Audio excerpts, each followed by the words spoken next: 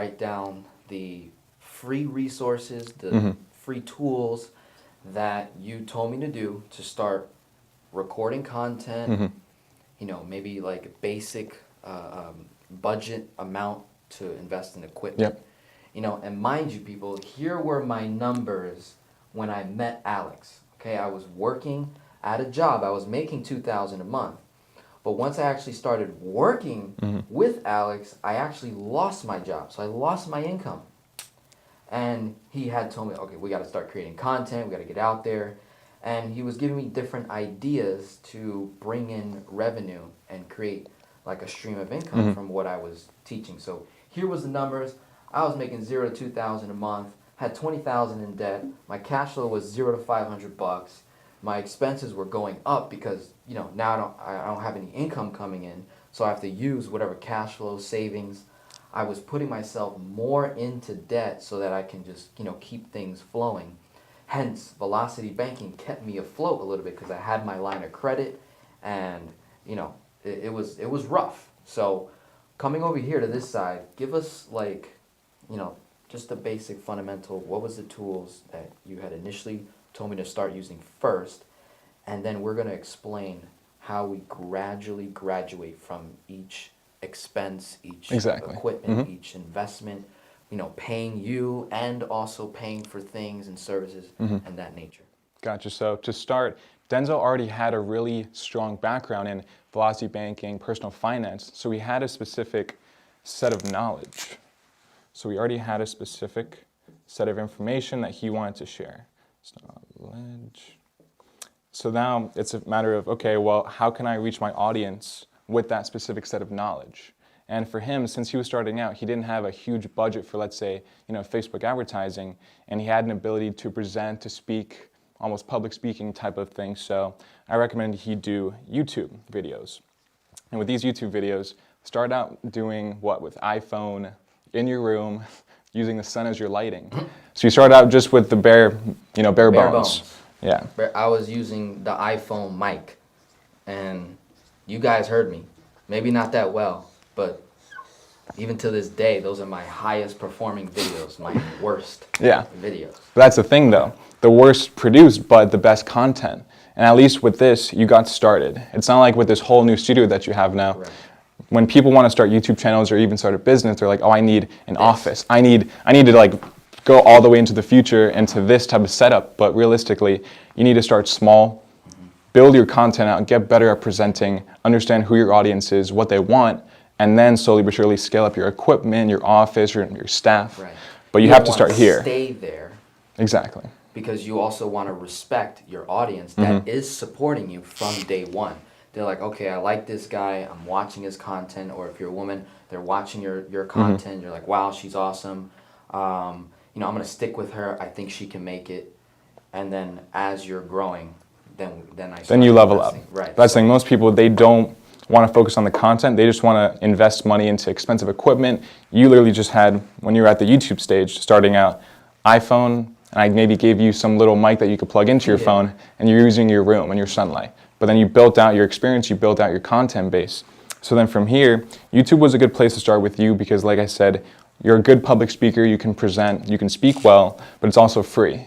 It's free to upload, it's free traffic, and it was a niche that wasn't really that well, I guess you could say. There wasn't a big amount of creators on YouTube that were focusing on velocity banking, personal finance, things like that. So there was a bit of a hole in the market where you came in and then you started creating content for that specific audience who was looking for that type of content. All right, so you start out doing YouTube, bare minimum equipment, but then from there. What was the amount of money that you recommended me to spend? I know it was like definitely like under 300.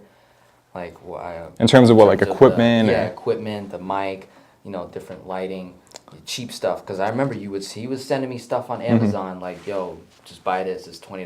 This is $50. This is $15. Yeah. I mean, I forget exactly what the specific items were, but to start with a YouTube channel, you probably need $100. $100 and hustle and energy.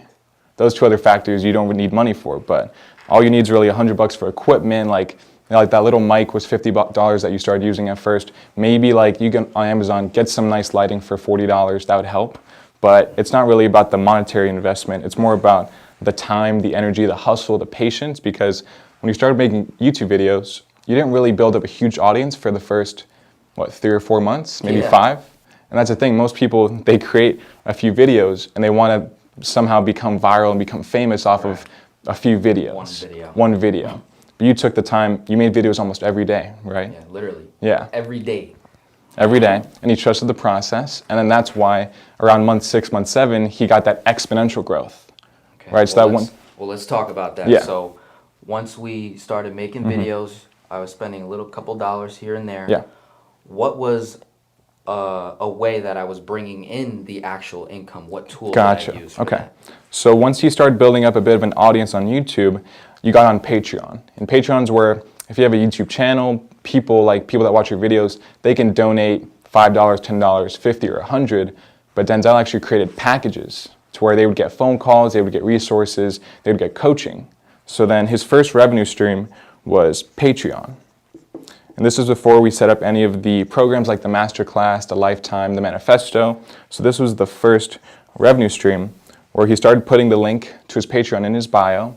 He set up the coaching packages, and then people could, depending on how much they wanted to invest, they could go to, let's say, the lower level, the mid-tier, or the high tier. So that's kind of the first main revenue stream from YouTube, from your audience. And then what was a tool that we used to get the people to come or to reach out to me? Do you remember what we were using? What? The sign-up form. What, like Squarespace or what, Calendly? What was it called? It was free. It was like a form? It was just a form. I forget. I did forget, yeah. I'm going to have to look that up after. There's a free form, guys. Was it Typeform? Not Typeform. Not Typeform? FormStack? FormStack. FormStack, yeah. FormStack is free, right? Yeah, so we had Patreon and then FormStack. Right, so FormStack was a free service, and it's just a simple, anyone can make it. You just have name, number, email, right? To get people's information so that you can reach out to them. Mm-hmm. And then that's where, the phone call came in and me sending them to Patreon. Hey, give to my mission. This is what I'm all about. This is what I'm trying to do. Help me. Exactly. So moving on from here, he had these 2 different streams where they could either go to Patreon, they could do one of the lower levels, or they can go to FormStack, reach out to him directly, and then maybe want to go for a higher level of one-on-one coaching at that point. So from here on Patreon, what was your initial kind of, I guess you could say, revenue from that, and would you scale up to in terms of like your max at Patreon? Right, so the first month, what was it? I brought in like 400 to 500. Then it was like 1,100 the second month. The third month I did 3,000. This is consistently making the videos, putting the link, having the form stack for them to reach out to me at a contact form. By month 4 or 5 is when I hit about 6K, and that's when I said, we need a website, right? Yeah. So what was the next step right after, bringing in the revenue through Patreon? What were some of the things that you were telling me, about Patreon in general and just leveling up? Gotcha. Yeah, so he was getting to, on Patreon, 6K to even, I've seen like 8 to 10K a month on Patreon. And of course, going from where he was at over here, making, 0 to 500 cash flow, 20K in debt, 6 to 10K isn't bad. But with Patreon, the downside is you don't own your revenue stream. So with that, Patreon controls your entire income, your entire revenue. And like I said, you don't really own a revenue stream because Patreon could shut down any day and now all your revenue is gone. So I'm like, okay, this is a good first step from getting from here to there, but how can we scale up? So then I'm like, okay, we set up a Squarespace website. Squarespace costs roughly $6 to $10 a month, very inexpensive. Anybody could start a site on Squarespace. Whoa. So then with that, we set up programs to where people can go. Let's do Squarespace, so let's write that down. So that's we moved another resource. So we've got YouTube creating content, the Patreon to bring in revenue, bring in some sort of income to start things off, got the form stack. Now we're graduating into Squarespace January 2019, my birthday is when I launched the website, right, as like a celebration. Yeah. And right, I think I paid a little bit more for like the higher tier, Yeah. but like you said, what was it, $6 to But to $10 a start, month? it could be $6 to even $12 a month. And you could do month to month, so you don't have to lock yourself into a long-term agreement. Okay. But with that, then we set up programs where people can, on his YouTube videos, go to the description, I'm sure you guys have seen, and the first program was, I believe, the lifetime membership. Right, so if I can get this. Time service. So see, we're going from just having a set of knowledge, sharing that knowledge for free, I mean $100 or less to start, getting to around 6 to 10K revenue per month through Patreon, and then now he's going on his own in terms of owning his revenue streams and then scaling up from there. All right, so let me create a little space here. And that's the thing, even though you're at 6 to 10K a month, Denzel never was complacent towards like, oh yeah, I'm at 6 to 10K, that's, roughly 6 figures. I'm just gonna, do less videos, go on vacation and buy a nice car, move out, buy a nice crib. Like, you were not trying to do any of that. Frugal, you saw the vision, and from there, you weren't just satisfied with making 6 to 10K a month. So that also has to be, give credit to you. You had the mindset towards like, look, I can basically have an unlimited growth potential for this, so I'm not just gonna be complacent at 6 to 10K a month, right? So like, what was kind of your mindset behind looking to scale up? 10x. 10x. You guys hear me say this often. I've got the little subliminal messages that I, do on all my videos. You'll always see like a little 10x sign somewhere. When you realize that when you have the potential to make 10 times where you're currently at, you now have the ability to not only supply yourself and take care of your own personal needs, but you also have the ability to help other people. That was the whole intention behind my 10x. And that mindset is, I'm not making this money just for me. I'm doing this for my mom. I'm doing this for my girlfriend. I'm doing this for my close friends, where I can bless people, be a blessing, and be a cheerful giver. So that was the mindset behind that. Gotcha. So then you're at the 6 to 10K a month with Patreon. Now we set up the Squarespace website, and that was $6 to $12 a month. Okay. Per month. And then from there, we started offering the lifetime membership program, which is roughly that was $9.97. So it was $9.97. But let's go into more tools that allowed me to successfully execute what it is I was selling. So in terms of now what you're in, what you were telling me to do, let's go over those different tools, like the Zapier, the Calendly. Like, I want them to know that. Like, what was all those tools that you had me using, and then kind of just break down the cost. Gotcha. So with the lifetime membership, it wasn't priced to where it was a $10,000 program. It was priced pretty competitively to where anybody in any financial state could invest in it. But with that, it's scalable if you have the right technology. Because everybody that purchases it, at the time you're dealing with them one-on-one, you're doing breakdown videos. So it was, a lot of manual energy. It wasn't totally automated, but we wanted to have as much tech as possible to automate as much as we could. So we used things like MailChimp, which is free to start, no cost, $0 a month if you have up to 1,000 email contacts. And that was to where when somebody signed up for the lifetime membership, they could then receive an email automatically through MailChimp, so he wouldn't have to manually email them. And it would include different links where they can book their initial call, more information, and just that alone could save you an hour a day, having to email people that just signed up. Definitely. So we use MailChimp, which is $0 a month. Zapier, that starts off as free and then eventually $20 a month once you scale up. But again, to start, Zapier.com, it's free. And that's an automation tool where you can connect a site like Squarespace with MailChimp, where you can integrate them and say, look, once somebody signs up for the lifetime membership on Squarespace, Zapier then connects this with MailChimp and tells MailChimp, hey, send this person this specific email at this specific time once they sign up. So with Zapier, that just helped save even more time for you and helped you scale up to where now, you don't have to be emailing, like I said, every single person. And then with MailChimp, let's say you want to send an email blast to your Patreon subscribers or people who sign up for the membership, you can do so easily with MailChimp instead of having to email everybody manually, individually. Yeah.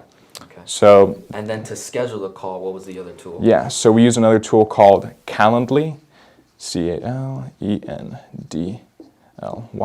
and that starts off as free as well, but then really you want to get the upgraded plan, which is $15 a month, and that allows people like Denzel, once somebody signs up for this, it includes an introductory phone call and other phone calls as well. But instead of Denzel having to reach out to this person saying, hey, what time works for you on Thursday? I have this time, I have that time, and doing that whole back and forth. That takes forever. Especially once he was starting to get one person a day, multiple people every week sign up. Different time zones. Yep. Remember, if you're on the internet, you're reaching a global market now.